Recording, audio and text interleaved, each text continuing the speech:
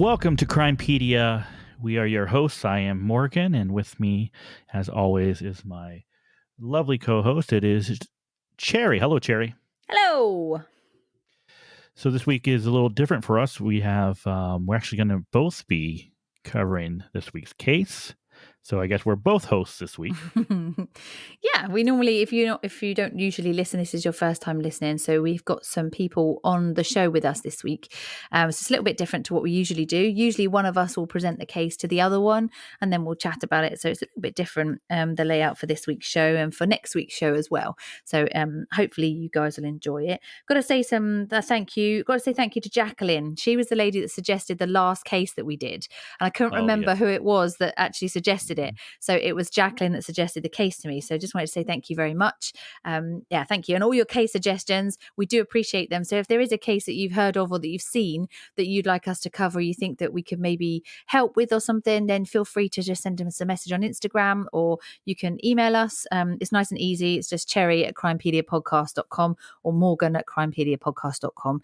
You can just send us stuff over. So that was great. We really appreciate those. We need to say hello to 2 new Patreons this week, which is really nice. I'm going to say thank you and hello to Joanne and Mamanda. Hello, Joanne and Amanda. Thank you for joining our little team. We do really appreciate it. And because we're an indie podcast, don't know if you guys know this, but because we aren't represented like some of the big podcasts are, all of your recommendations, all of your shares, all of your reviews, they all really help. So if you've got 2 minutes and you've got some time to spare, just pop over, give us a review. 5 stars would be great if you don't mind, and that will help keep us up in the charts and spread the word about our little podcast. Absolutely. And I just want to say hello and thank you to all of our new listeners who we met at CrimeCon in Vegas recently. Yeah. It was so wonderful talking to each and every one of you. I hope you have enjoyed our little show. Yeah, it's been great. It was lovely to meet all of our hopefully new listeners, and then some of our original listeners, which has been really nice. It was lovely to catch up with you guys too. It was really nice to put some actual faces and hugs to names. So it was really good. How we both came out of there with no COVID, I'll never know. Because half of CrimeCon had COVID. So because everyone got sick straight after, but you and I managed to not get COVID, which was quite, I don't know how we did it, but we did it. I don't know how we managed to escape COVID. So neither of us had it, which is crazy. Amazing. Yeah, because the amount of people it was like a petri dish. It was a petri dish. Yeah, the amount of people that we hugged and stuff and said hello to and had photos with and things. I don't know how we managed to come out COVID free, but we did when we're good. Yep. And so in 2 weeks' time, I'm in London talking to you. I'm hoping you keep us COVID free. So Yeah, no COVID in London, please. So if you haven't got your tickets for CrimeCon London, I believe there's still tickets available. You can still use our code. So if you just put in Crimepedia at the checkout, you'll get yourself 10% off the ticket price. There is a massive lineup. I think it's all been released now. So if you go onto crimecon.co.uk and have a look at the lineup, it is astounding. There are so many speakers. It's absolutely brilliant. And this would be one of the CrimeCons I would definitely be a visitor at, just purely because of the brilliant people that they've got there that are talking. I mean, I think Paul Holes and Colin Sutton have got like an hour and 45 minute slot somewhere. So it's going to be good. It's going to be really, really good. There's some great stuff going on. My question is, how are we going to be able to get away from Podcast Row to go see that? Yeah, you can. No, you can. There will be times. There'll be times that we can go, or I'll stay on Podcast Row and you can go and listen to it or whatever. So it's all good. And if you're not able to make it to London this year, but you still are interested in going to a CrimeCon, maybe London's too far, maybe you don't have the time to do it, you can go to CrimeCon Scotland. Yeah, so which is occurring. Yeah. And was it September? September, yeah. So it's in September, and that's also on the crimecon.co.uk website. Go on there and you can see CrimeCon Scotland. So you can go, and they've got just the same sort of speakers, to be honest. It's exactly the same thing. We've got Colin Sutton coming up there, Nazir Afzal's coming up there. We've got loads of people coming up to do a 1-day only event in Scotland. So I'll be there, which will be great. Sarah from Colin the Con's going. Quite a few podcasters will be there on a smaller podcast row, so it'll probably be a bit more intimate. But yeah, my first time to Scotland, which will be fun. No, it's going to be exciting. Yeah, it'd be good. So there's plenty of time. Plenty of time to get somewhere. Excellent. Anything else before we start this week's episode? Nope, I'm ready when you are. Let's go. Let's do it. So with us today, we have Detective Matt Peterson and Detective Jai Rogers. So can you please state your names and tell us what your relationship is to the case? I'm Detective Matt Peterson with the Adams County Sheriff's Office and co-lead with Jai on this case. Detective Jai Rogers, and I was a co-lead with my partner here. In December 2017, Natalie Bollinger was a bright, sassy, beautiful 19-year-old with her whole life ahead of her.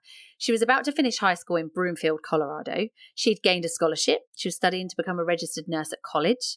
She had just moved in with her boyfriend into their own apartment and was planning to go visit her mum, Rose, and her twin sister, Alicia, for the holidays. On Thursday, December 28th, Natalie was reported missing by her boyfriend, Joey Marino.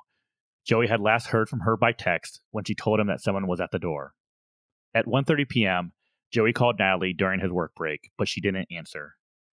Since the two always talked during his break, Joey grew very concerned and would send several frantic texts to Natalie asking what was going on and who was at the apartment.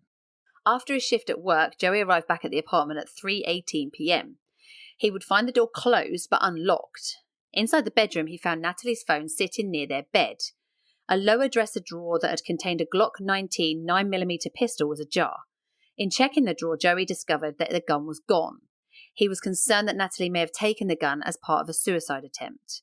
According to Joey, Natalie had attempted suicide several times in the past and had a history of self-harm. The following day, a body was discovered by a passerby in a wooded area near a dairy farm on Riverdale Road, just east of Thornton, Colorado. When police arrived on scene, they discovered the body of a deceased female.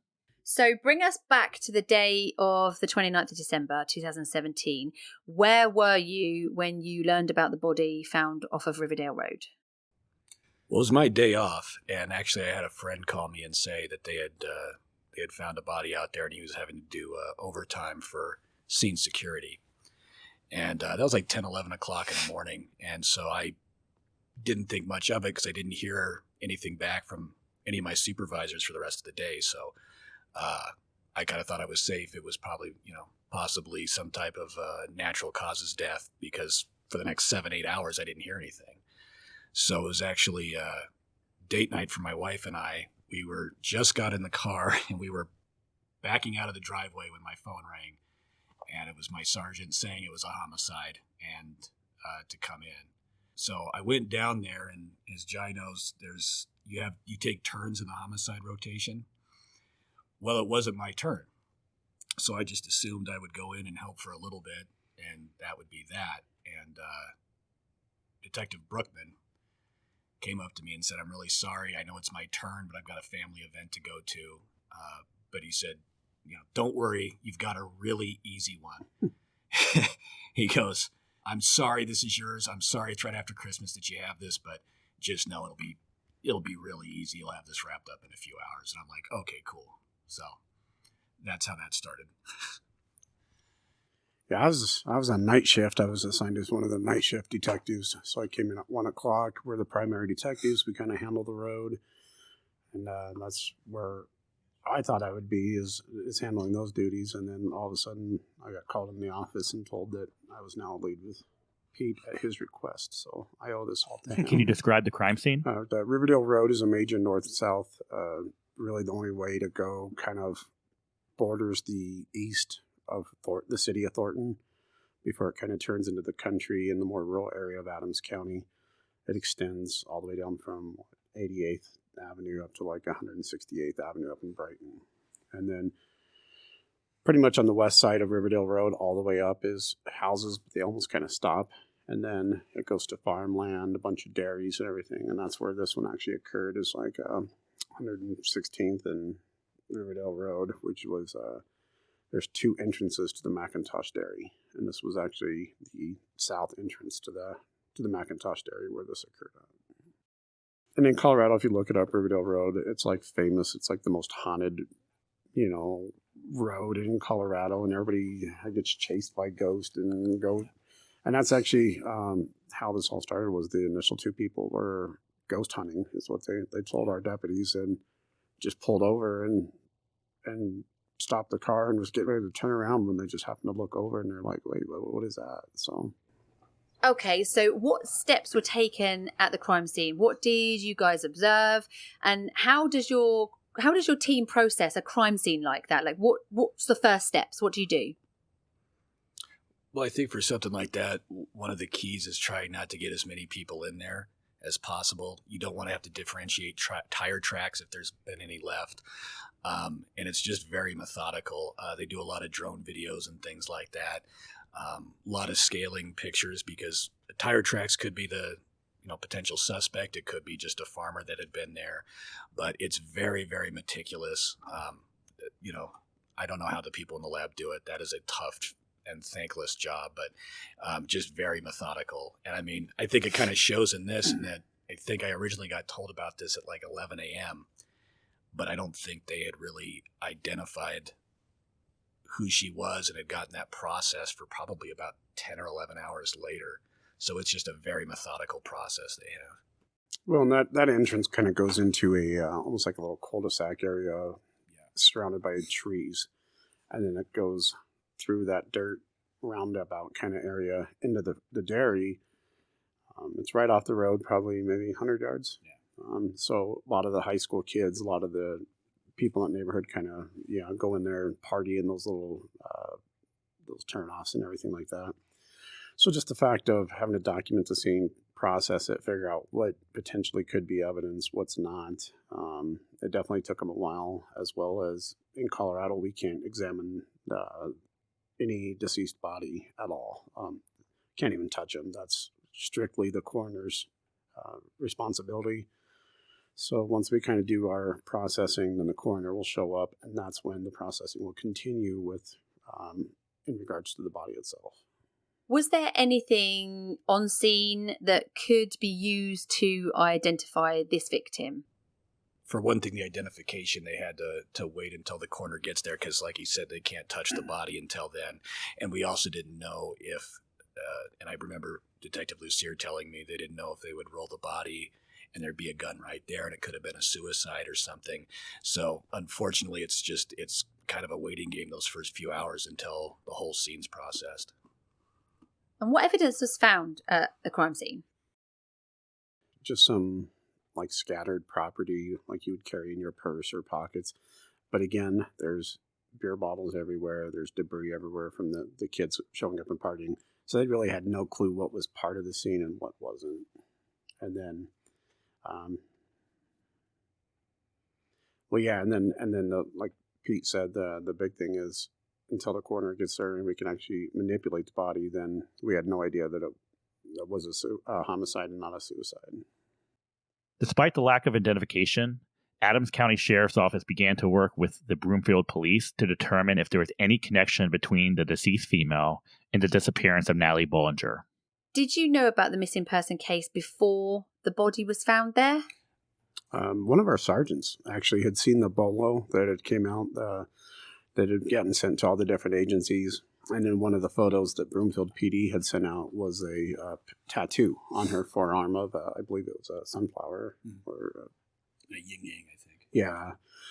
And once the coroner did get there and started manipulating the body that and turned her over, we were able to see that tattoo. And it just happened to be, he just kind of remembered it right away and was like, hey, I just saw that somewhere. And then he kind of put it to... And then, of course, at that point, it kind of gave us a starting point. But again, we had to wait to be officially told, yes, this is her. But it did give us something to start go on at that point. So on January the 2nd, 2018, the Adams County Sheriff's Office would confirm that the body found was Natalie Bollinger. Now, according to the coroner's report, Natalie had been shot from close range on her left side near the temporal area. An exit wound was found to the right side of her head, just above the right ear. So using a trajectory rod, it was determined that the bullet's path of travel was left to right and front to back, with the suspected downward momentum. So while initially on the scene, Detective Peterson would be informed of the possibility that Natalie's murder could have been related to a shooting that took place in the city of Arvada. When you were notified of the homicide, you were informed of the possibility that this was related to a shooting that took place in Arvada. Can you tell us about this case and how it ended up possibly being connected to Natalie? Yeah, so we had been contacted by Arvada PD that had a shooting that took place, and it was very clear from some of the witnesses that a very caring person in the vehicle in this shooting had stuck their head out and was looking back to see if this person was okay. And we kind of felt like that's indicative of who Natalie is. Even if she was in danger or saw something bad, she would want to be checking and seeing if this person's okay. Most shootings, there's not going to be people really genuinely concerned about anybody but themselves. And the description of this person that was looking out the window at that subject that had been shot, the description fit Natalie to a T. So we started kind of going down that rabbit hole. How did you find out that this wasn't related to Natalie's case, and what was going through your mind when you realised that this was another dead end? Arvada's kind of grateful to us. I remember Jai and I splitting up. I spoke to someone named Miss Esquibel, and he had spoken to someone named Mr. Manzanares, who was the suspect. And I got her to confess to witnessing the shooting that her boyfriend had done. Jai got him to confess to being the shooter in the case. And we were kind of like on the brink of solving it. We're like, okay, we've got this thing with Arvada solved, this shooting, and possibly Natalie's there. And it just completely fell apart because Miss Esquibel was able to tell me who this other person was, Miss Chavez. And it's like, no, this Natalie Bollinger person wasn't there. We thought they were trying to cover it up, that maybe they had killed her as a witness to this thing. So we looked into it more, and I remember Detective Mike Cano found Miss Chavez and looked just like Natalie. Very, very similar features, very similar height, like a clone. And she was the one that had stuck her head out and was looking at this person. And so it went from... Well, that was confirmed by my guy. He admitted to the shooting. He had no problem admitting to shooting the guy. And then when we started questioning him about possibly shooting Natalie and everything, he's like, whoa, wait a minute. I didn't shoot no girl. He's like, I'll own it. I shot that guy, but I didn't shoot no girl. You're not putting that on me. I'll own that. Confessed to everything, told us how it went down, and was like, I did not shoot any girl. I have no idea what you're talking about. So, I mean, in the end, we're like, there you go, Arvada. We just solved your case for you and wrapped it all up. And they're like, cool, thanks, we're out. Thanks, we're out of here. Yeah. And then we were back to square one again. So. And that's one thing I specifically remember about Rose and Alicia was telling them, we kind of thought we had a really good lead here, and it fell through. And I remember how supportive they were, and I remember Alicia being so sweet and just saying, okay, go home, tie one on, have some drinks, get some sleep, and get back out there and pick yourself up. And it was kind of, I liked the fact that this young 19-year-old girl was kind of giving me a pep talk. And she's like, very strong through it. Yeah. For us too. And that's what, again, I wish they would have just cussed us out. But they were nothing but kind and sweet to us and just said, okay, that's too bad. We were hoping this would be solved, but pick yourself up and go back out there tomorrow. While still looking into the possible connection to the Arvada case, law enforcement were able to confirm Natalie's identity. This meant that the attention of investigators would also turn towards Joey Marino. Natalie and Joey had been dating on and off for a while and had recently got engaged and moved into an apartment together. So one of the first people that you interviewed was a guy called Joseph Marino. So who is Joey Marino? Who is he to Natalie? So Joey Marino was, at the time when she disappeared and as this investigation was going on, was her current boyfriend. They were living together in the apartment up in Broomfield that she ultimately was reported as missing from. So he had been the first person to call Broomfield police and report her missing under the suspicious circumstances he believed at that time. And that's when Broomfield police started their investigation of the missing person report and then sent out that bolo. When Joey first spoke to Broomfield police about Natalie's disappearance, he had failed to tell the officers about his missing Glock 19 9mm pistol. Now, this obviously drew the attention of law enforcement. So was there anything else that would have cast suspicion for you on Joey Marino? Well, I mean, definitely knew he was the last person that we know of that had definitely seen her. They're intimately involved, so he's going to know her in and out of what her conduct is. And just his overall, his behavior, there was a little bit suspicious, like, why are you taking an Uber to work? But he explained that to us, why he did that. He was worried about, I think he had a license issue, so he was worried about we were watching him about getting ticketed for that, so he started taking Ubers because he knew we were kind of publicly focusing on him a bit. So like, okay, that makes sense. And we also understand the reason why he would be lying initially about the gun, because he doesn't want to get Natalie in trouble. So yeah, there were some things he wasn't truthful about, but at the end of the day, a lot of the stuff we get, like the weapon thing, we get it. Like, and so he was very quick to say, "I'm sorry about that. I was concerned about Natalie. I didn't want to say she was in possession of a weapon that maybe she shouldn't have, that she could get in trouble for." So how were you able to clear Joey Marino as a suspect? Once we got into it, we have actual video footage of him at work at the time of this, plus a very elderly gentleman working with him that I interviewed that was like, yeah, he was with me the whole time. He might have left my site for 3 minutes to go to the bathroom. It was just very clear he had nothing to do with it. He was very emotional. It actually took a day to interview with him. The family was he kind of just went into his parents' bedroom and just didn't come out. And Pete and I went to the house and spoke with him, and you could see that, like, emotionally, that he had just lost everything. And his emotions, as compared to, you'd mentioned earlier about Joseph Lopez's emotions, were day and night.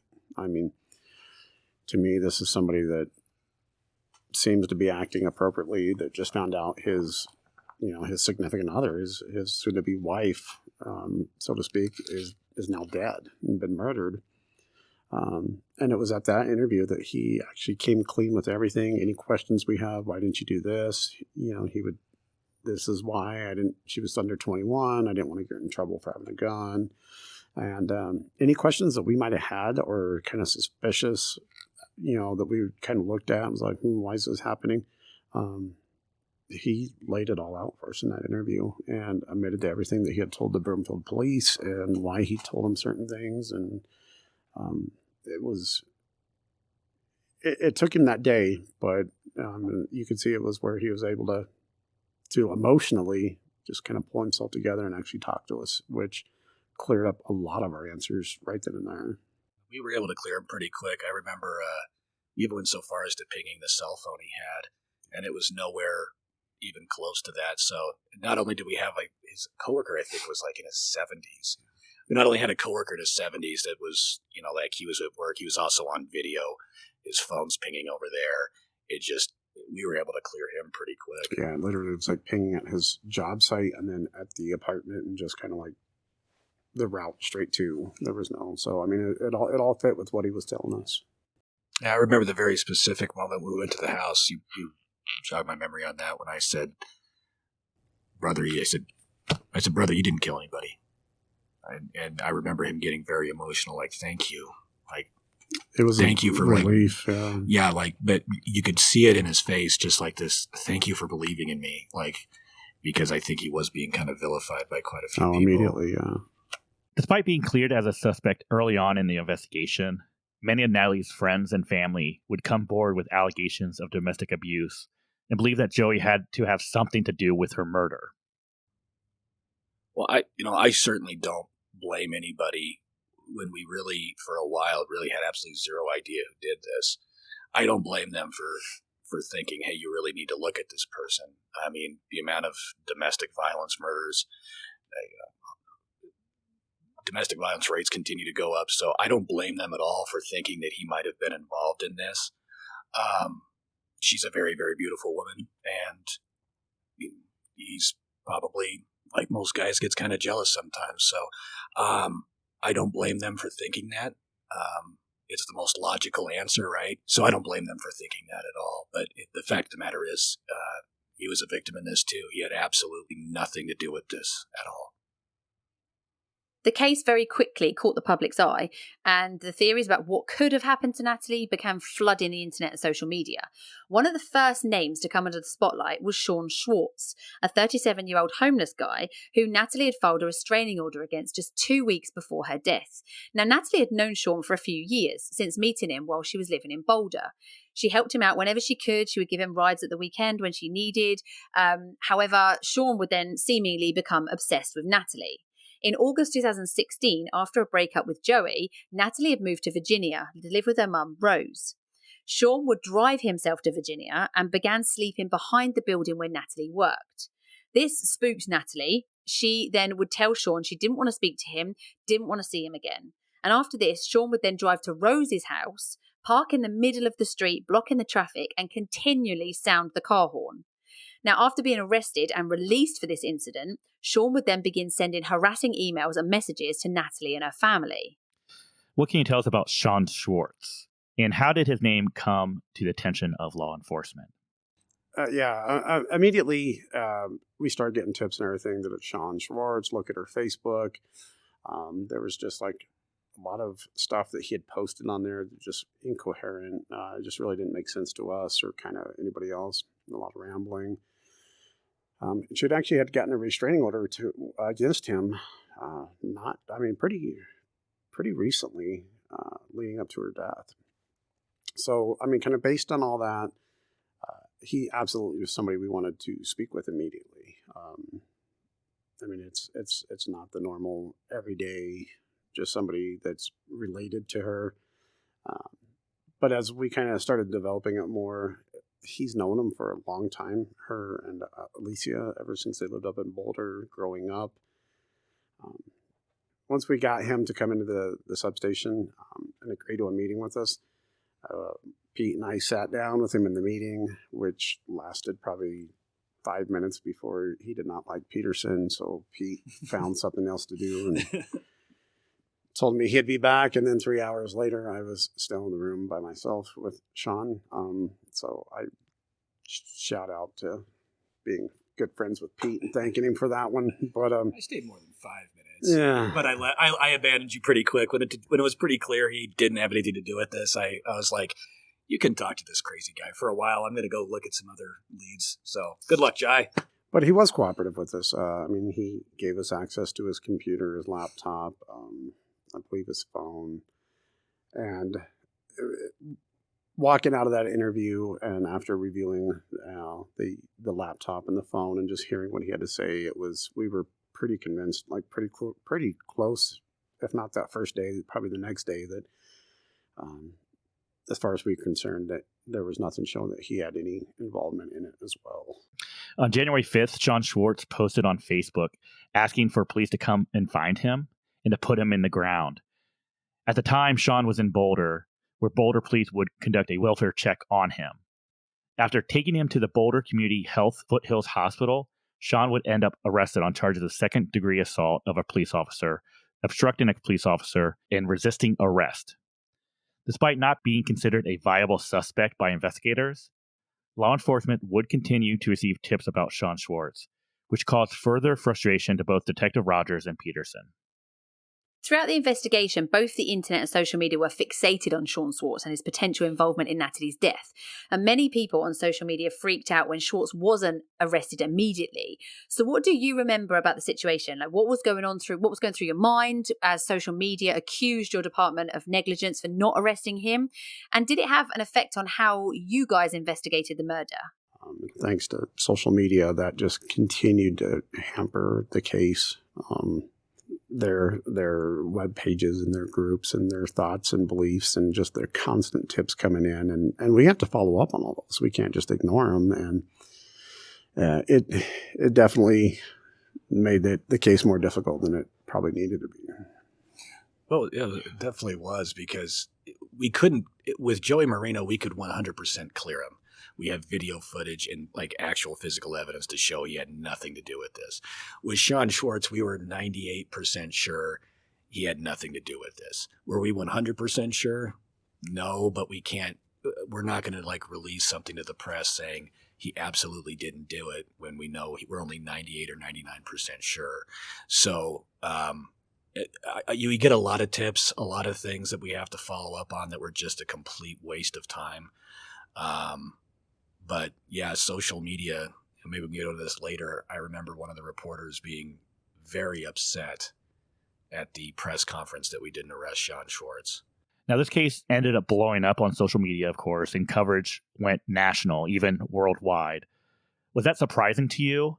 And had anything like this ever happened to you before as investigators? It just blew up, and it blew up quick, like very quick, to where, our PIOs and our sheriff and everything were fielding interviews from around the world with media calling to find out what was going on. I'll tell them about the vacation you had. Oh yeah, just earlier or last year, me and my family went to Mexico, and we were in Cozumel, and we're just hanging out at the beach, and the people next to us are from Canada, and they live down there now for like 15 years, and just as we start talking and everything, and then they found out what I do, and they're like, "Oh, where are you a detective at?" And I was like, "In Colorado," and they're like, "In Denver." I'm like, "Well, just kind of north of it. It's called Adams County." And they're like, "Oh, do you know about that Natalie Bollinger case?" And I'm like, yeah.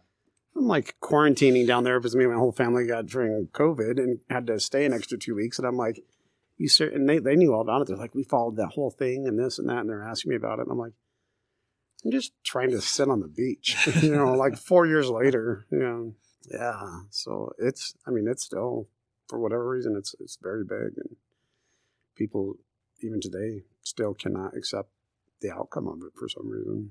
What does it feel like suddenly being under such a large microscope? It was very stressful. Just a lot of extra added stress. The media constantly calling into all of our supervisors, and I think it was multiple times daily. It was, "Where are you guys at with this? Where are you at with this? Have you found this? Have you done this?" And we're like, "Yeah, we're trying here." Yeah, I remember. I think the two pressures was absolutely being under the microscope, but also just genuinely caring about Rose and Alicia. That was probably the bigger pressure for me. But I do remember friends sending me like comments of like, one in particular that stuck out was like, "How could they not arrest Sean Schwartz? This is so typical of the police." It was this police bashing thing of like, why did they not stop this? She had just earned a restraining order. This is why people don't like cops. And there's all this hatred. So it bothered me a little bit. My biggest concern was Rose and Alicia, but certainly a feeling of vindication at the end. Well, and it was, and you guys kind of mentioned it to begin with, was from the start, it was Joey Marino did this. He needs to be arrested right now. Why isn't he in jail? And then as soon as we were able to clear him, then it was Sean Schwartz. It was like they just had a checklist going down of, well, we know who this is, did it. Why didn't you put him in jail yet? And it's like, no matter what name popped up in the investigation, it was, yep, he did it. Why isn't he in jail? That, Ted did it. Why isn't he in jail? And it just was one thing after another, which would spur a whole new media frenzy and social media frenzy, and more tips coming in, and it was a long investigation, long 2 months. As mentioned by Detective Rogers, one name that was continually circulated around social media as a potential suspect was Ted Bollinger, Natalie's father. Ted himself was active and vocal on social media, often posting and commenting on articles related to Natalie's murder. He would also be the first person to confirm Natalie's identity, prior to the official announcement by law enforcement. Did you ever consider Ted to be a suspect or a person of interest in this? He was never a suspect at all. I would even declare him as a person of interest. He was never under any, the first moment I met him, when I broke the news to him, he was clearly devastated. And for whatever faults he has, he did love Natalie, and never a person of interest, never a suspect. Just wasn't. Numerous family members, same thing. We looked to them basically for more info about family or lifestyles or this or that. And there was a lot of people we talked to that, like you said, was never even remotely close to being considered a suspect. We just normally talk to these people in the course of our investigations, and that's what we did. But then that would turn into this whole new rabbit hole that social media went down and everything else. Like P said, he did care about his girls. I mean, I got that impression, no doubt. He was cooperative. One time, difficult the next time. But I mean, my personal involvement with him, which actually ended up being a lot, I really didn't have any issues with him. I mean, things that happened during the investigation outside of our office involving him on a personal level and what things he did or did not do. Doesn't matter whether we agree with what he did. But we just kind of, shook our head at it and acknowledged it and went on with still trying to solve it. I will say he was, for the record, appreciative and grateful. Yeah. And when the phone call was made to let him know, very, very grateful. There's a bit of controversy when Adams County did not release the name of the body, but Ted did online into local media. Can you discuss what happened a little bit? And do you believe that this made your job as investigators any more challenging? I don't think it did. I think it might have jumped the gun a little bit, but I don't think it was a very big deal. It got out to the media eventually, but I don't think that really played any much of a factor at all. And again, here in Colorado, it's kind of that twofold thing. Again, with the coroner is we don't release deceased victims' information. The sheriff's office doesn't. That falls under the responsibility of the coroner's office because they will positively identify him either by fingerprints or dental records, whatever. They're the ones that make the final determination and say, yes, we've positively identified this person as Natalie Bollinger. And then at that point, we take that as basically as gospel and say, okay, this is who we're running with. This is our victim now. And the reason we don't release it, that's their responsibility, is because they notify the families. They get with the families, they give them enough time and say, hey, notify extended family, do whatever before we start putting press releases out. That way somebody's not sitting at home and watching it on the news and learning that way. So that usually, I think in Colorado, I actually just learned the other day that from the time they positively identify somebody, that I believe it's 72 hours is what I was told, that they have to notify the family within that 72 hours. So, I mean, it would have been within that same time frame, pretty close. It just kind of started the social media circus a little bit earlier, so to speak. Yeah, I'll defend Ted on that one. It really didn't cause any issues for us. That's his choice. As detectives began crossing off potential suspects, investigators would begin looking into Natalie's phone usage for possible leads. However, access to Natalie's phone would be hampered when it was inadvertently locked by Broomfield police. Without direct access to her phone, the investigators would have to send subpoenas to companies such as Apple and Facebook to request her records. This in itself would cause unnecessary delays in the investigation. What happened with accessing Natalie's cell phone? Why weren't you able to access it? So unfortunately with Apple phones, if the phone was still charged, we could have actually used her fingerprint on that. There's ways we could have accessed it. Unfortunately with these iPhones, when they power off, the fingerprint does not work. You have to use a passcode to restart it. So and I don't fault Broomfield for it, but had that phone kept charged and we got access to it, we possibly could have opened it during the autopsy. But because it powered off, we had to get the passcode. And after, I believe it's 10 tries on that, it just kind of wipes it clean. Yeah. So we unfortunately had to give it to Rocky Mountain Forensic Crime Lab, and it took, I want to say almost a solid year and a half before it finally got into.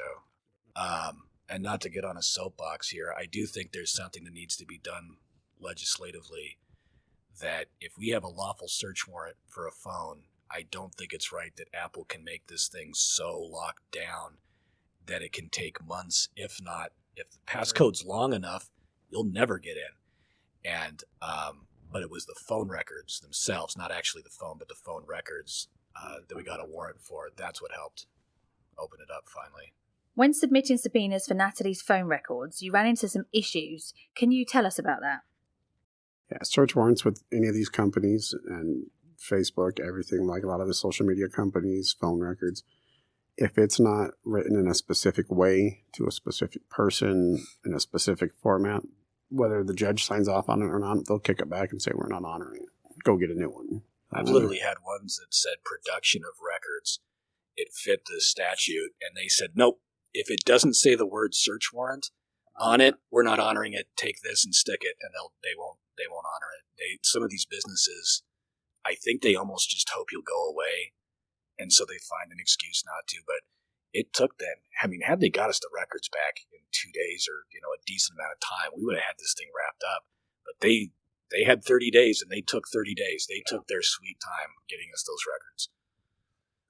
They literally was just coming into work one day, and then Pete saying, hey, I just got them back.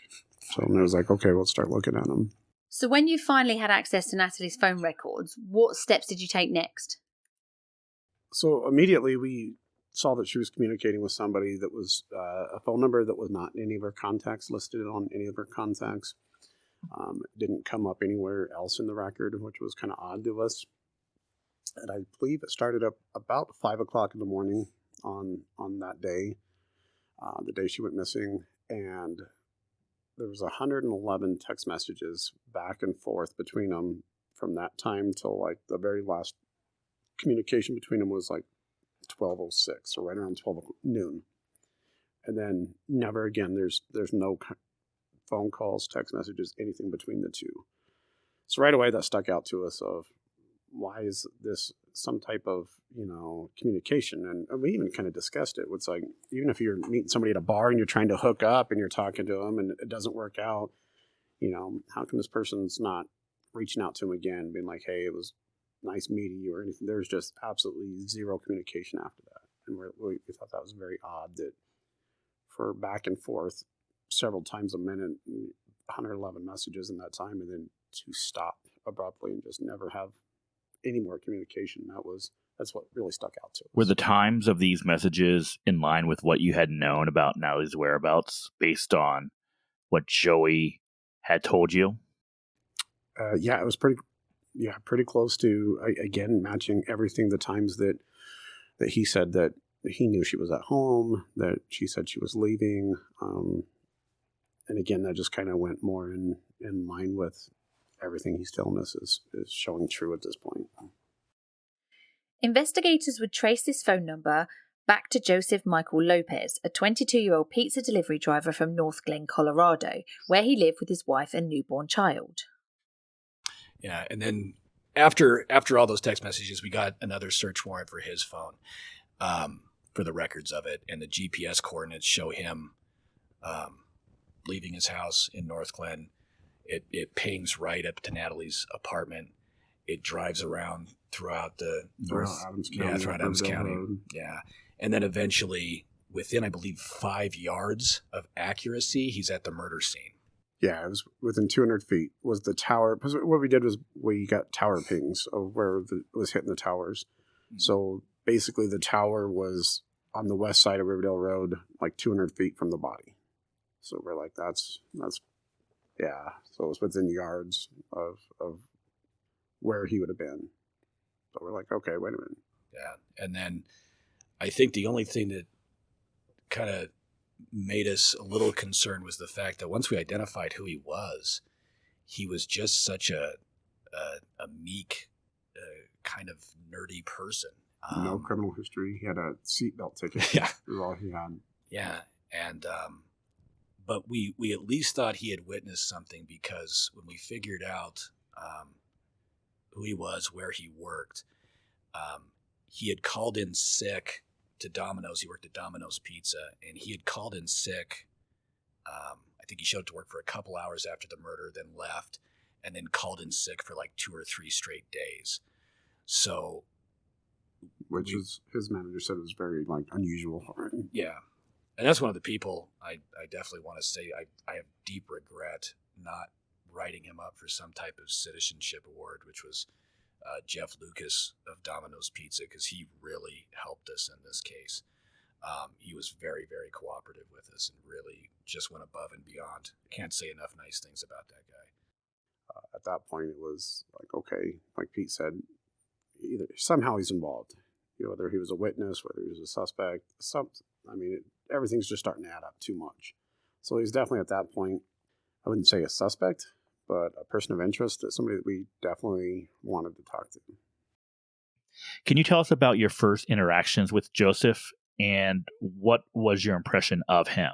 Well, the first time I ever saw him, I parked down the street from his house just to kind of do some surveillance and see what he was doing. And he kind of waddled out in a bathrobe and put some garbage in a trash can. And, you know, just looking at him, he was very, very meek. But the first time I ever spoke to him was I went over to Domino's and pretended, with the help of Jeff Lucas, I was Dave Tacken, a senior corporate operations manager. Because what we wanted to do is we wanted to get a DNA sample without him knowing about it. And one of the things that Natalie had is her pocket had been turned inside out. And we didn't know whether that was done before, after, during, whether it had any relevance whatsoever. Yeah, but we had a full male DNA profile on that pocket. So we wanted to see if that matched Lopez. So went to Domino's as the executive operations manager, or whatever the heck it was, and Jai was the janitor. Yeah, the janitor. And I went in there and I met with each employee individually to talk to them about the Domino's family. I had worked in restaurants when I was a kid, so I know how these people talk. And I was like, how can Domino's improve? And it was one of those plans that actually worked really well because Jai had just emptied the garbage out there. And when I met with Lopez, he's like, yeah, let's talk. Would you mind if I had a cigarette? And I'm like, yes, thank God. Well, and his boss had told us he always goes outside to this corner of the building and smokes all the time. So we knew kind of that's what our plan was before we got there. So now whether we could do it or not was up to people. Yeah. And so we went out there, we talked, very polite. I remember specifically just said, I just had a baby. He talked about issues with insomnia and very, very polite, very respectful.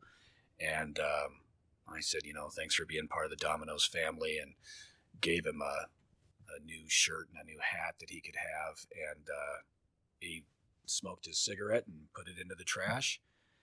And Janitor Jai went out there and got the cigarette, and we had it.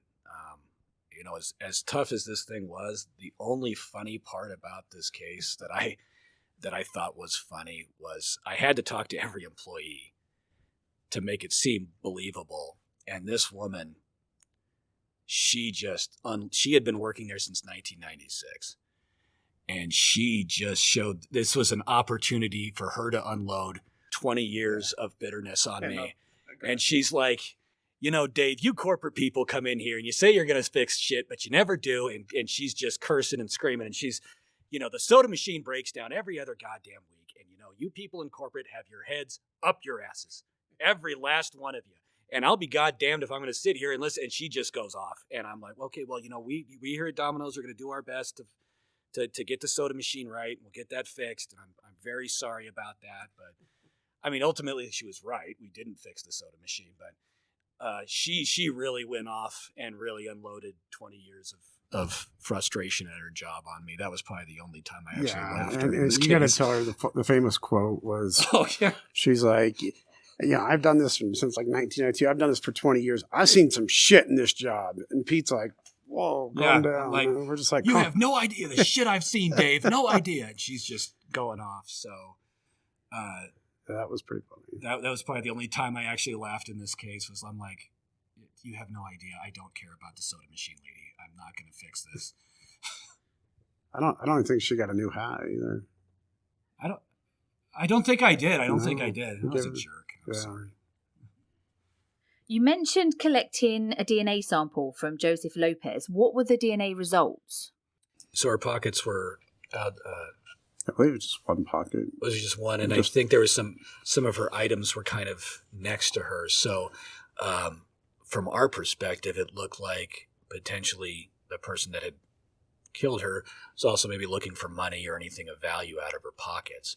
And it was a full male profile in that pocket that we thought that was going to be a pretty big investigative lead for us. So it was It was swabbed. It was analyzed by Rosalind X of CBI at the time, and it was put into CODIS, which is a nationwide database. So that was always in the back of our head that if we don't get to the bottom of this, at least there would be a potential DNA hit maybe down the road. But at the end of the day, it wasn't Lopez. We have theories. It could be the manufacturer. You brought up a great theory I didn't even think of, which is somebody trying it on at the store, and maybe that's how their DNA got in there. It could have been a person that had found her. Maybe they had active warrants for their arrest, went through her pockets looking for something, and just said, well, I'm not going to call the police. I could get in trouble for this. I'm out of here. So there's a lot of different... We'll never know why that person's DNA is on that pocket. Could have been anybody. We have no clue if the outturned pocket DNA has anything to do with the case whatsoever.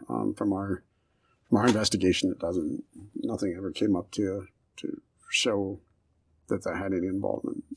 Yeah, again, could be the store employee. I remember there's a documentary I saw where Henry Lee had actually tested a garment that had actually, the DNA was confirmed to be coming back to like a person in the assembly line that was making the pants. So it could have been that. How did you bring him into the station in the end? Domino's let us know. Again, they were awesome. They let us know, hey, he's scheduled on this date, this time. This is about what time he gets here. So Pete and other detectives were watching the house. They got a hold of myself, and at the time, it was Detective Luis Hernandez. He's a sergeant now on patrol.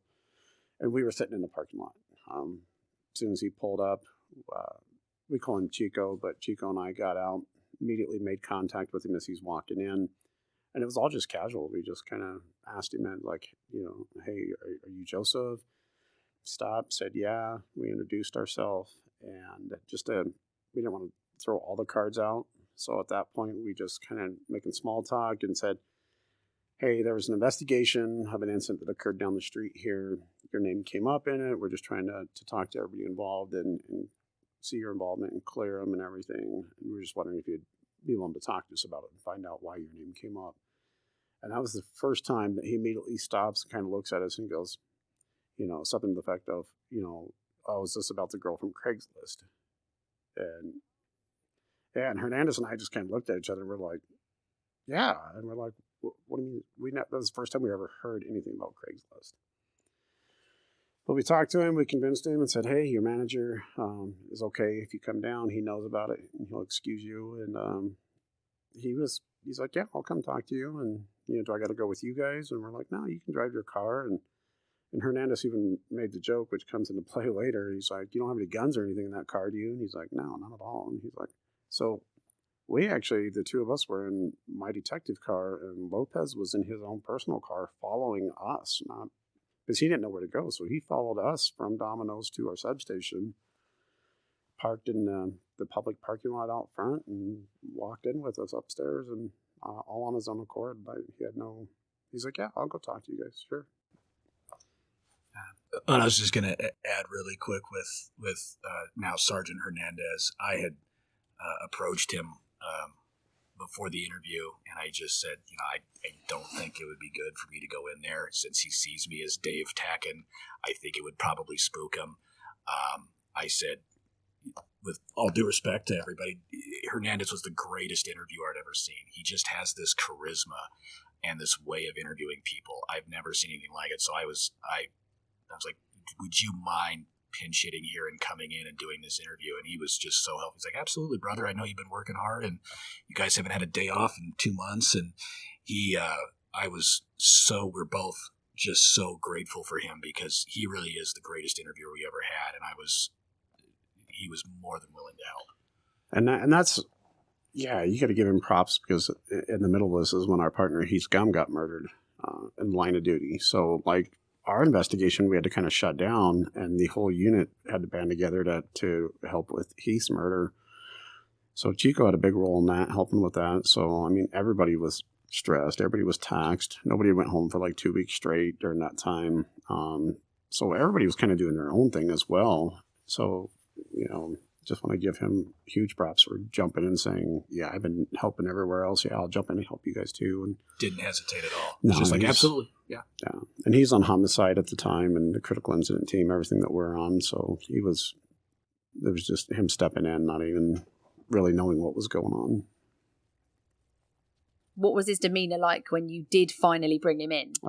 Just like us, just very casual, conversational. I mean, he's quiet. I mean, he's kind of quiet and just kind of a little bit reserved, but I mean, he liked to talk. It was the first thing we did when we walked in the interview room. Was the first thing he told me was, I kind of explained to him, I said, hey, just the nature of the crime, I got to read you your rights. You're not under arrest. You can leave anytime you want. And he kind of stops me. He's like, oh, that's okay. I watch like First 48 and, and all those shows all the time. So I know what this is all about. And we're like, oh, okay, cool. I mean, it definitely stuck out. He was very nonchalant. I mean, I'm going in to talk to him and ask him about this murder. So, I mean, there's a level of nervousness we have trying to play everything out before we go in. And I almost felt like we were kind of more nervous, or I was more nervous trying to figure out what I was going to talk about and everything else than he was. And it was, I mean, even during the interview, I'm like, hey, he wanted a soda, and we got him some cookies, and he's just eating chocolate chip cookies and drinking soda, and just, it's very calm. I mean, most people are kind of stressed when you tell them that you need to talk to them about a murder investigation. But he wasn't. He was very lack of emotion, I would say. So Lopez would first tell investigators that he had responded to Natalie's Craigslist ad out of curiosity. After exchanging texts, he would pick her up from her Broomfield home after his shift ended at the pizza place. He would then state that Natalie told him that she was having issues with her boyfriend and it had all become too much. The two would then drive around looking for locations for where she could die. After failing to find a suitable place, Lopez then drove her home. But investigators knew that this account was not true. Walk us through the interrogation. What was he initially saying to you? Because we didn't have enough to say he was a suspect, we actually didn't read him his rights, because at that point he was just another person. And it wasn't until as we start speaking to him, and then he starts admitting that he was at her house, and he picked her up, and then he was driving her around. It was kind of at that point where we're like, hey, we need to take a break, Mirandize this guy. He signed his waivers, signed his rights away, said, nope, I want to keep talking. And it was at the point where, we're just starting to catch him in lie after lie after lie. And he didn't have an answer for it. And then, like, at one point during the interview, he told me he was never on Riverdale Road. So then that's when we brought out the maps showing the plotting and saying, hey, you're within 200 feet of the body. And then it was, well, okay, I was with her, but I didn't shoot her. She shot herself, and I just tried to, and it just kind of kept going. And then as we just kept throwing more and more info out of, I think it was the point where, he was trying to get us to believe that he was just there and tried to stop her from shooting herself. And that's when I told him, I said, do you remember the first thing you told me when you came in? He said, no. And I said, you said you watch 48 hours all the time, first 48 hour, all that kind of stuff. I said, so, if we're asking questions, we already know the answer. And he kind of shakes his head. And I said, well, the coroners told us that it wasn't a contact wound. She couldn't have shot herself. It was from a distance away, and just kind of laid everything out that the coroner told us. And we're like, so we know she didn't do it herself. So, and at that point, I was like, I'm going to try it. Hail Mary. I'm like, so did you shoot her? And expecting him to say no. And he just kind of paused, and he's like, yeah, I shot her. And we're like, okay, all right, now what do I do? Wasn't expecting it at all for him to just come out and go, yeah, I did. And then it was a whole different, attitude and just tone to the interview after that. It was like, wait, okay, now we know we have who we, probably our best suspect. Now we got to figure out why, So he lied, like, repeatedly throughout that interview. How during that, how did his lies change? Basically, initially he denied it. Then we brought up the phone records, and then it was, okay, yeah, I did have the conversation with her. It was about the Craigslist ad. And then he told us, when we say, hey, we have you plotting going to her apartment and then going away from her apartment. And then it was, well, I think he said he was trying to talk her out of it. He was just trying to figure out why she wanted to die, and that he was just going to try to talk her out of it. And then just, it just kept changing. And then it was, okay, well then, she tried it, and I tried to stop her, and I couldn't stop her in time. And then as we continued on, then that's when, just confronting him with new stuff, that's when he finally admitted it and just went into like great detail, to the fact of kind of mentioning about, Hernandez asking him about, you don't have any guns in the car. That when we finally asked him in the interview, we're like, where's the gun at? And he's like, it's here. So me and Hernandez are looking at each other like, I saw you pat him down, you sure he doesn't have a gun in here? But I'm like, where's it at? And he goes, well, it's in the car. It's in my trunk.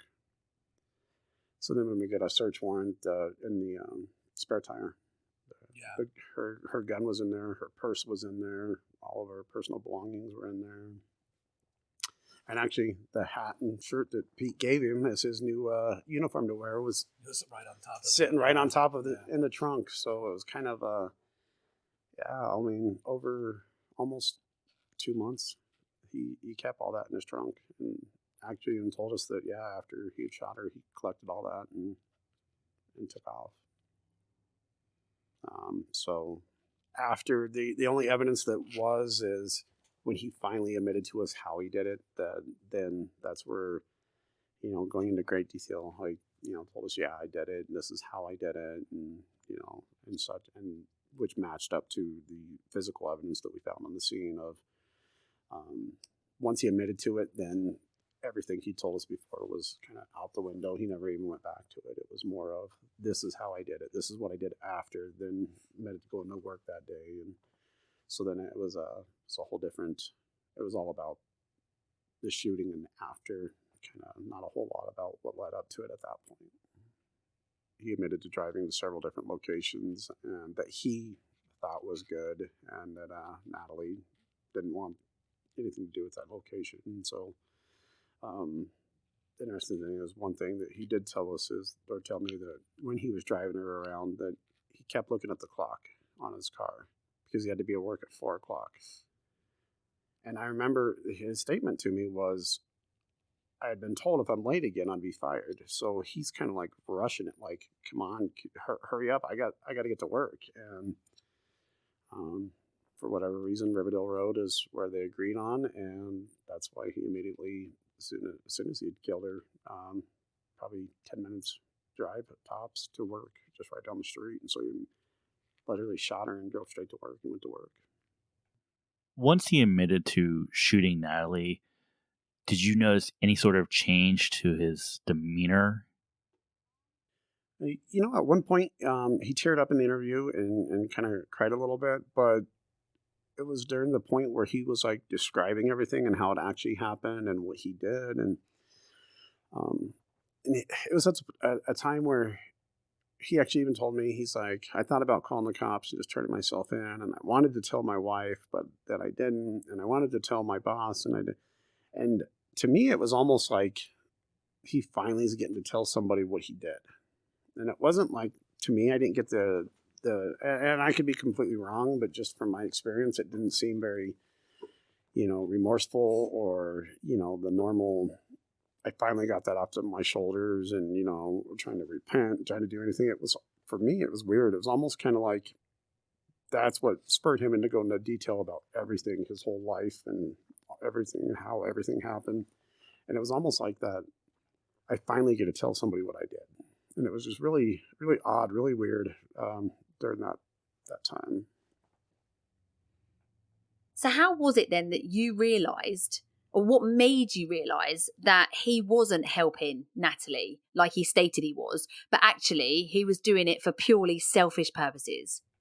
My personal belief, and this is just my belief, she had second thoughts when she got there. And I think this was something, as we looked into more, we got a court order for some old school records. My personal belief is she had a massive change of heart on this, but he did it anyway. That's just my personal belief. The records we got from school showed that he was pretty disturbed. There was some journal he had where he talked about torturing and killing people or something that they had confiscated. And my personal feeling is this was a desire of his to do for a long time. Yeah, it was he had all these alter egos that he went into great detail telling me about, like, almost like an anime type person that he would write about. And that's when he told me about this journal that he kept, and he left it behind in high school, I think in English class, and the teacher found it, started reading through it, called the SROs, and was like, hey, you got to read this. And it was all these alter egos that were killing and raping and torturing women and doing all this crazy stuff. So he actually got talked to back in high school about that. And whether this was the first time he did it, I don't know. But it's definitely that he's been thinking about it or whatever for a long time. Did you actually find the Craigslist ad? How long was it up before it was flagged, and then it was removed by the site? Yeah, after he told us about it and confessed, and he was taken downstairs to our holding cell so we could do the paperwork and process him, we actually went back to my desk and we had Natalie's password. So I signed on to Craigslist using her Gmail account, was able to get right in. And you had to reset the password, didn't you? We had to reset the password. And then get in. And then once we did, we were able to find the ad. And I think it was posted. He answered it like 2 minutes later. And then like 2 minutes after he answered it, somebody had saw it and reported it and it was taken down. So literally like within that 2 minute time frame made the whole difference in this entire thing. Yeah, even the conversations that we were able to recover from that Craigslist ad was instantly, it was, oh yeah, I'm a hitman, I do this is my price, this is what I normally charge. So like there was no questioning of why do you want to do this or what's going on, or it was the minute he saw that, it was like he saw his opportunity and jumped on it, and it just happened to develop at that time, and he just rolled with it, and it was like gold for him. I remember we recovered messages, some messages, not all of them, between them on his phone. And he clearly, there was no, he had mentioned, I've got to get rid of the gun for evidence. There's a specific text of that and things like that. So this was he knew exactly what he was doing. So that's the other thing that happened was there was a woman that had done a similar Craigslist ad right in Natalie's neighborhood, and a decent human being had seen that, called the police, and law enforcement, intercepted this person that was clearly in a dark place, got them help, and that decent citizen helped save a life. Unfortunately for Natalie, this complete sociopath answered that. Well, that actually came out kind of later, is you never called the police. You never drove her to the police station. You passed multiple hospitals. You didn't stop at any type of hospital, crisis center. Mm-hmm. I mean, if you truly were trying to help her, why didn't you do any of those other things other than immediately go, oh, I can find a place to do this, and then just go that route, as opposed to in any way, shape, or form trying to get her help? There was a press conference that was held on February 9th, 2018 that broke the news about Lopez's arrest. What can you tell us about that press conference, and what do you remember thinking at the time? It was good. It was elation. I think with Heath Gum getting killed during this too. Heath was, I always describe him as the guy you want your daughter to marry. He was the nicest young man ever and didn't have an enemy in the world, just the ideal police officer. And to have that happen and to have this thing continually, thought we'd solve it, up and down. It was just this huge burden and weight lifted off of our shoulders that it just like thank God it's finally over. I believe it was like the day after Heath's funeral, or like within 2 days. It was within 2 days. Yeah. So it was not only helping with that investigation, but the detectives took that role on and were amazing in that role to investigate his murder, and then having to be part of the funeral and everything, and then try to come back immediately. Our supervisors at the time said, okay, they have that. You guys are off that and back onto Bollinger. And we're like, okay. And that's when kind of within those next 2 days, everything just happened within one right after another and led us to the arrest. So how did the internet actually react to this news? How did you feel about it? Was there any feelings of vindication? Big time. Yeah, it felt great because, like I said, there were some very anti-cop things that were said on there about how we couldn't keep her safe from this stalker, and the police are clearly corrupt because they haven't arrested are incompetent, don't know how to do their job. Sean Schwartz. It's so obvious that he did it. Why haven't they made an arrest? They're so useless. And yeah, it felt like a great, total vindication. Obviously, the number one thing we cared about was Rose and Alicia, but yeah, it absolutely felt great to have that. And I even remember... You got to give him the comment. Which one? The greatest comment ever about... No. I'll let you do that. There was one comment that he showed me kind of right afterwards of, like, just being dumbfounded. They were like, we don't understand where this Joseph Lopez Domino's delivery guy come into play. Like, we have so many great detectives and sleuths and investigators on this website. How did nobody see this come? How come none of us realize this? And Pete showed it to me. That was kind of like our crowning moment where we're like, okay, we win. Like she can't wrap her mind around the fact that they couldn't solve it. But I even remember after that, I definitely want this to get on the record too, is that Joseph Lopez's wife, I interviewed her and she was extremely cooperative, extremely his kind. Whole family, they were awesome. Very, very good people, and they were absolutely clueless to this. And there was a rumor going around the internet that she had something to do with this too, and it was like, absolutely not. This woman was devastated. They had a 1-month-old baby. Yeah, and that's like, she's literally trying to raise this baby when he's out killing Natalie. Yeah, like they were disgusted. They were like you could just see like their family just deflate. They couldn't believe it. They were just deflated. They were beat down from it too, and they were like, what happened? Yeah, and and I remember the jail call we got later on where she just went off on him of just, how could you keep this? How could you kill a human being? You're disgusting. So to clear up that rumor on the internet, Lopez's wife was another victim in this. Yeah, she's going to be raising that whole family. They're going to be raising that baby alone, and they're good people. They had absolutely no idea this had happened. I mean, this baby's got to grow up knowing that this is what Dad did when it was born. So it's very sad on that side of it too. But yeah, they had zero involvement in it. This was like, they had no idea. It was very much two different worlds that he lived in, like his personal little sick, weird world that he kind of like retreated into is what it almost seems like. And then like the normal, I gotta go to work and support my family world. And it was very, very separated from each other. On December 3rd, 2018, Joseph Michael Lopez pleaded guilty to second-degree murder in the death of Natalie Bollinger. This came as part of a plea deal to avoid charges of first-degree murder and life in prison. Under the plea agreement, Lopez was sentenced to 48 years in prison and 5 years of parole. Now, what ultimately happened with Lopez? Can you tell us about how the settlement came to be? Why did the two parties settle instead of going to trial?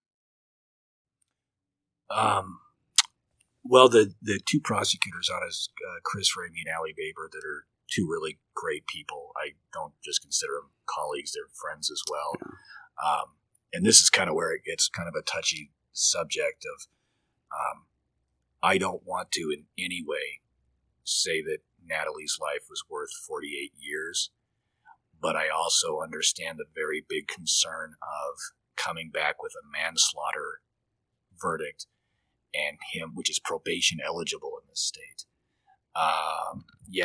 And so Chris Ramey has worked some of the most horrific sex assault cases. He's a wonderful man. Allie Baber has been one of the heads of the child victim unit. They're both very great attorneys. And am I ever going to say her life is worth 48 years? Absolutely not. But at the same time, was it worth possibly the risk of coming back with an assisted suicide verdict, manslaughter, probation?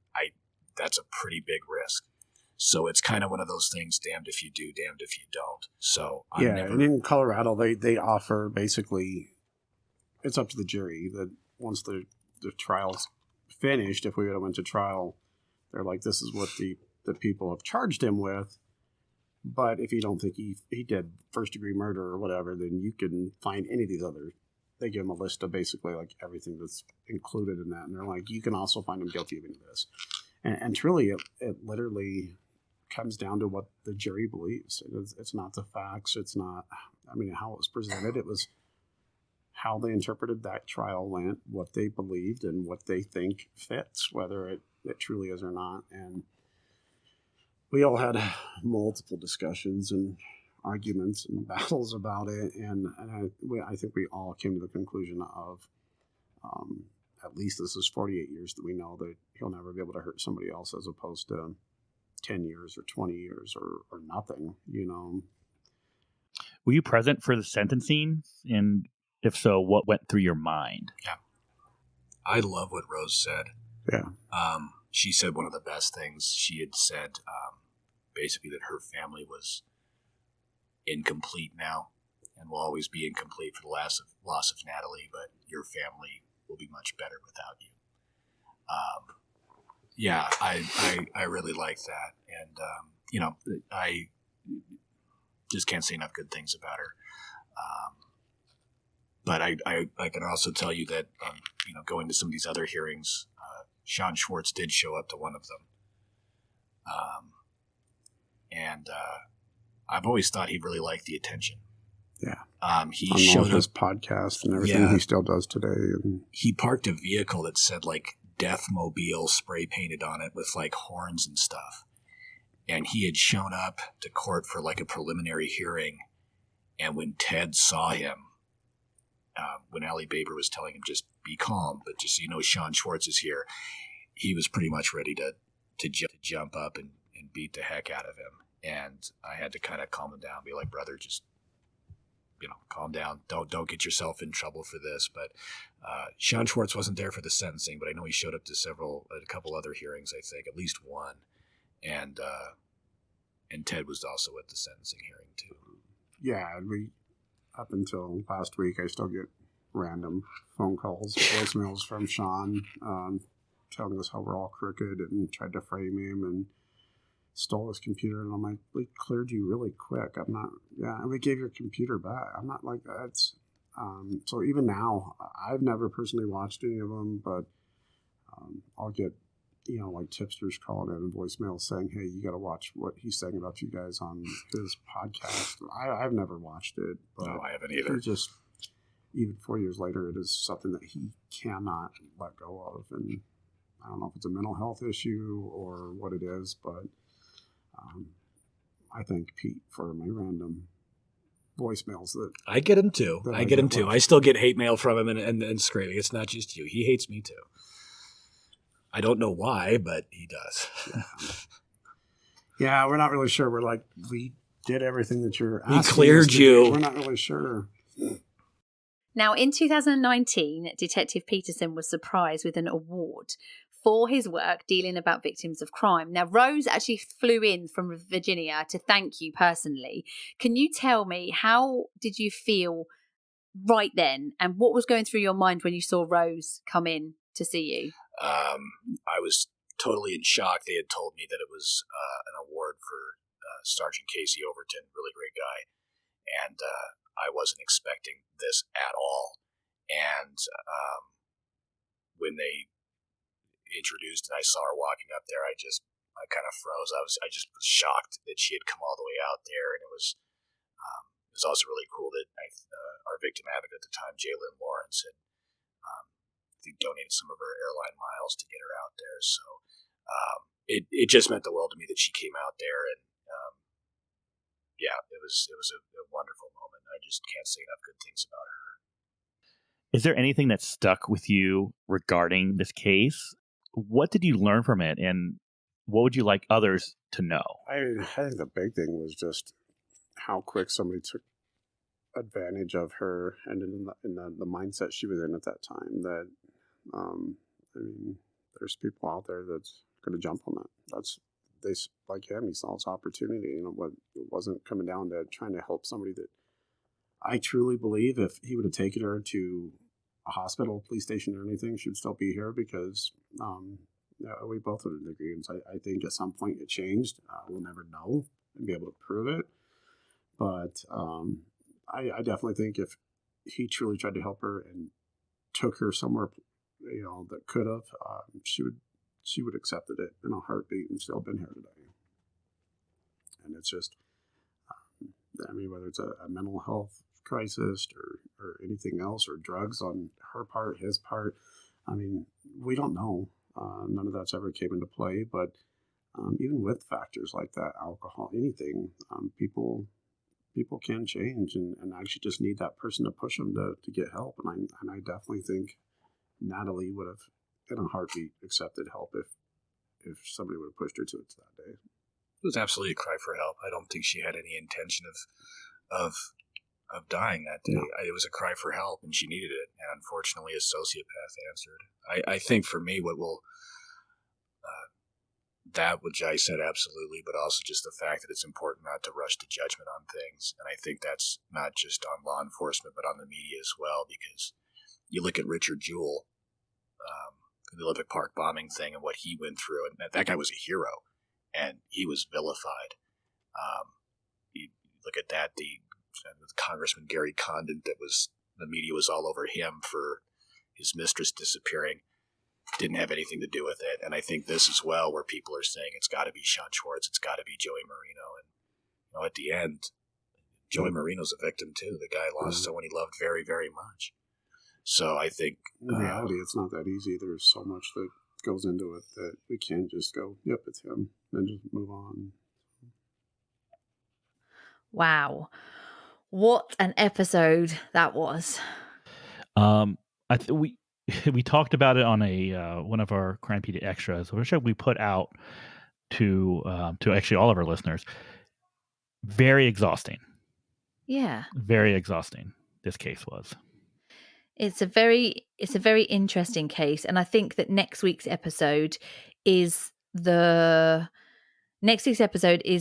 more emotionally draining episode. It's the more because we're going to be talking to Natalie's mum and her grandmother, and next week's episode is the episode we both came away from and needed like a couple of hours to listen. It's a very, very emotive episode, and so I would definitely recommend having tissues with you when you listen to it. But this week was a very interesting episode. It's really good to get the insight from the professionals. It's nice to understand how a case works, and as outsiders and non-law enforcement, we don't usually get to see that firsthand. So it was very interesting to speak to them to find out how things work, what the problems were with the case, why things didn't get done straight away, what obstacles they had. So I think this was a very interesting case, like start to the case for me. I think that it said a lot about what the professionals, investigators have to do and go through. Definitely. Because it's easy to critique what they're doing from the outside, not knowing what's going on inside. Yeah, of course. Right? That's right. Because this is an easy case that you could look at and, question, why didn't, especially at the beginning of it, right? Why wasn't Sean arrested? Because obviously he would be anyone's top suspect, right? Yeah. And why didn't you just check her phone? And, things like that. It's amazing, right? It's amazing the problems. And you kind of also think that other agencies are willing to help the police straight away, no questions asked. And that's not the case. Yeah. It really surprised me with the phone records. It's just not the case. And I think that's really frustrating. It's like a balance between, right to privacy and needing this information to solve a case. Yeah, exactly. To solve a murder as well. It's not just that they just want to read her messages. She's been murdered. They need it for They need that. it. I mean, could you imagine if they just said no, we can't send this to you, or it wouldn't have been solved. I mean, it was solved because they had to go through this process of subpoenaing the records. And it took so long. It took such a long time. It could have helped out a lot earlier than that. I know. A lot earlier. It's crazy. So that was, this week's case for you. It's a little bit different. We haven't got a dumb criminal this week or next week because the cases are slightly different. But let us know what you think. You can contact us on our socials, Instagram, probably Facebook. You won't get an answer that quickly, but Instagram is probably the best place, or Twitter. And we'll get back to you as soon. I'd love to know what you think so far about this case. And we will be back next week with another episode, the follow-on episode for this one. So for now, be nice. And bye.